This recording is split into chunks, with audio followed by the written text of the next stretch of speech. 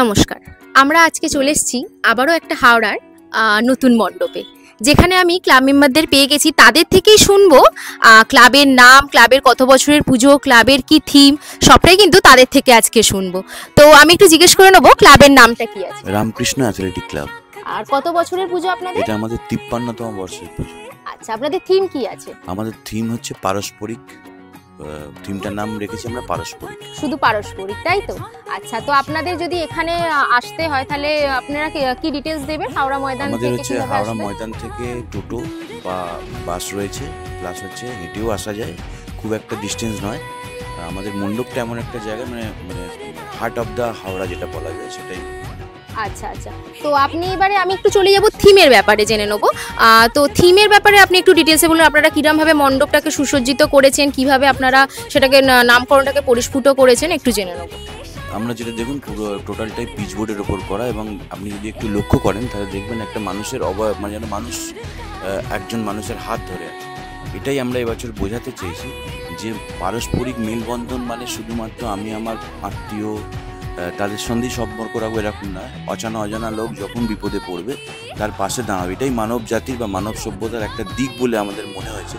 কিন্তু আমরা এখন যেটা দেখতে পাচ্ছি, সম্পর্কটা শুধুমাত্র সোশ্যাল মিডিয়া নির্ভর সম্পর্ক হয়ে গেছে। কিন্তু পাশে মানুষ অসুস্থ অসহায় অবস্থায় পড়ে আছে, আমরা পাশ দিয়ে বেরিয়ে চলে যাচ্ছি, আমাদের তাড়া আছে, আমরা তাদের পাশে দাঁড়াচ্ছি। আমরা সমাজকে এটাই বলতে চাইছি যে মানুষের পাশে দাঁড়ান, মানুষের সঙ্গে মানুষের সম্পর্ক গড়ে তুলুন, তবে যদি পৃথিবী উন্নত হয়। এই যে আমরা আরজি করের ক্ষেত্রেও দেখলাম, মানুষ কিন্তু পাশে দাঁড়িয়েছে বলে আজকে আন্দোলনটা এত ভালো হয়েছে।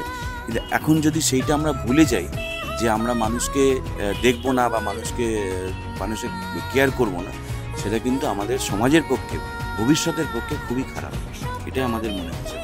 আচ্ছা, তো আপনারা কি প্রতিমাকে এই থিমের সঙ্গে জড়িত করেই বানিয়েছেন, নাকি আপনাদের এরকমই প্রতিমা? না, আমাদের প্রত্যেক বছর প্রতিমা আলাদাই হয়। আমরা এবছর প্রতিমাকে অনেকটা মানে ওই মাতৃরূপ দেওয়া হয়েছে। দেখুন, আপনি যদি প্রতিমাটা দেখেন, এনাকে কখনো মানে এটা দেখা যাচ্ছে কি মানে উনি এখন একটু রেগেই আছেন, বিকজ এখন যে সমাজ ব্যবস্থা চলছে বা যে সমাজে যেগুলো চলছে সেগুলো উনি খুব একটা খুশি নন। আমরা মাকে তাই রেখেছি ওই রূপে। প্লাস হচ্ছে আপনি যদি আদার্স যেগুলো দেখবেন সেগুলো দেখুন, ওরা বিভিন্ন সমাজের বিভিন্ন ক্যাটাগরিকে রিপ্রেজেন্ট করছে। গণেশ, লক্ষ্মী, সরস্বতী এবং কার্তিক, এরা বিভিন্ন ক্যাটাগরিকে রিপ্রেজেন্ট করছেন, যার জন্য আমরা মাতৃরূপ দিয়েছি এবং নারী শক্তির যে একটা বিরাট আছে সেইটাকে এবছর আমরা তুলে ধরছি। তাহলে আমরা এক কথায় বলতে পারি রামকৃষ্ণ অ্যাথলেটিক ক্লাব কিন্তু একটা সামাজিক বার্তা প্রদান করছে সমাজের কাছে। তো এটা সত্যি ভীষণ একটা সুন্দর ভাবনা, আর বর্তমান পরিস্থিতির জন্য তো এটা সত্যিই খুব অসাধারণ। তো আমি জিজ্ঞাসা করতে চাই একটু যে রামকৃষ্ণ অ্যাথলেটিক ক্লাব ঠিক কতটা আশাবাদী তাদের এই কাজ নিয়ে, তাদের এই অক্লান্ত পরিশ্রম নিয়ে? তো আপনি বলুন যে আপনি কতটা আশাবাদী। আমরা আপনাদের এই চ্যানেল থেকে পুরস্কার পাওয়ার জন্য খুবই আশাবাদী, কারণ আমরা যে সামাজিক বার্তাটা এবছর দিতে চেষ্টা করেছি সেটা আপনারা যদি পুরস্কৃত করেন বা আপনারা যদি সেটাকে মানে আপনারা যদি একটুখানি করেন, তাহলে আমরা মনে করবো যে মানুষের কাছে আমরা খুব তাড়াতাড়ি পৌঁছতে পারবো এবং মানুষ সেটাকে অ্যাপ্রিসিয়েট করবে।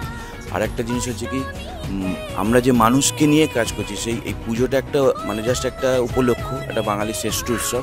এতেই সব থেকে ভালো বার্তা দেওয়া যায় মানুষের কাছে। যদি কোনো আপনি সোশ্যাল ইন্ডিকেশান দিতে চান, তাহলে এটাই সব থেকে ভালো মানে জায়গা বলে আমরা মনে করছি। তাই আমরা আশা করব যে আমরা এই চ্যানেল থেকে বিভিন্ন ক্যাটাগরি রয়েছে, নিশ্চয়ই আমরা কোনো একটা প্রাইজ পাবো, এই আশা রাখবো অবশ্যই।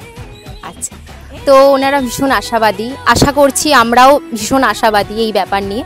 তো দেখা হচ্ছে ফাইনাল রাউন্ডে এবং দেখা হচ্ছে সেই পুরস্কার বিতরণী সভা নিয়ে। তো দেখতে থাকুন।